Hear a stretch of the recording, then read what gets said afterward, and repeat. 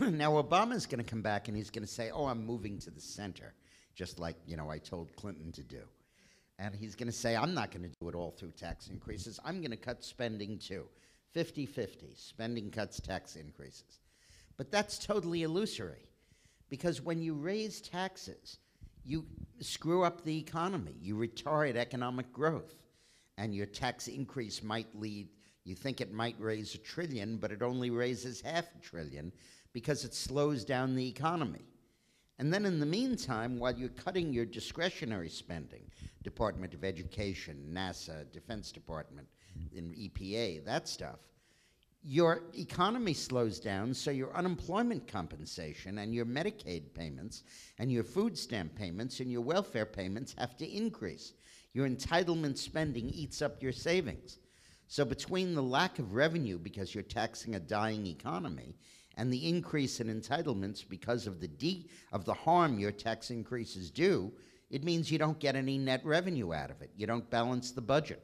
And you have to raise taxes more and more and more, and you get into one of these death spirals that Michigan is in, or California, or New York. And that's what we have to avoid.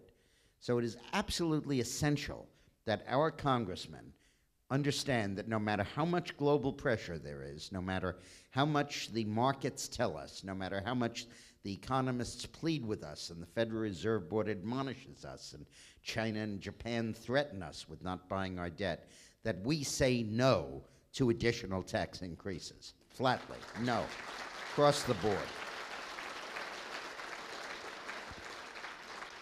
Now, there is one tax that really collects revenue. There's one tax that works, that doesn't slow down economic growth, and that tax is a tax cut.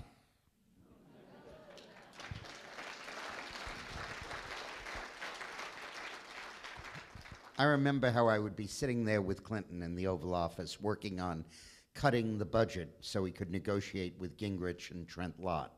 And we would sit there for hour after hour poring over the yellow pad. It was something to watch. He had a photographic memory about the budget. He could literally write a 10,000-line budget on a yellow pad without notes and get it right.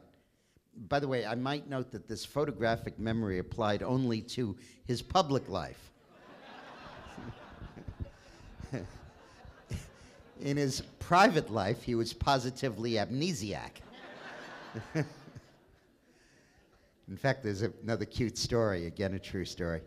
I was on the phone with my wife Eileen with Betsy Wright, who was his chief of staff in Arkansas, who was in charge, really terribly, of rounding up the women who had sex with Clinton and cowing them into silence by digging up dirt on them.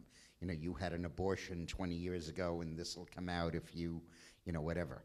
And and she was telling a story that her roommate came home one night, and Bill Clinton, and she said, it was the weirdest thing. I was with Bill yesterday. This was 91 or 92.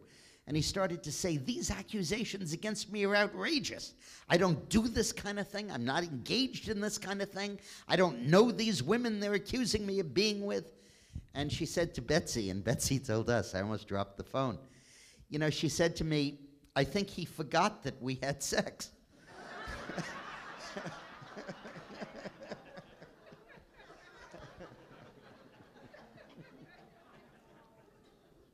Slipped his mind.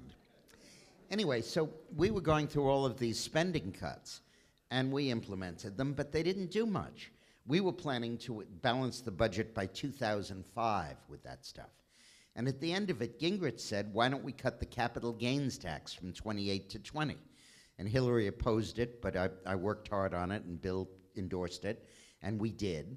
And we were drowning in revenue because we got so much more money, they call it velocity, off all the transactions that happened at 20%, as opposed to everybody sitting on their money because you would take 28%.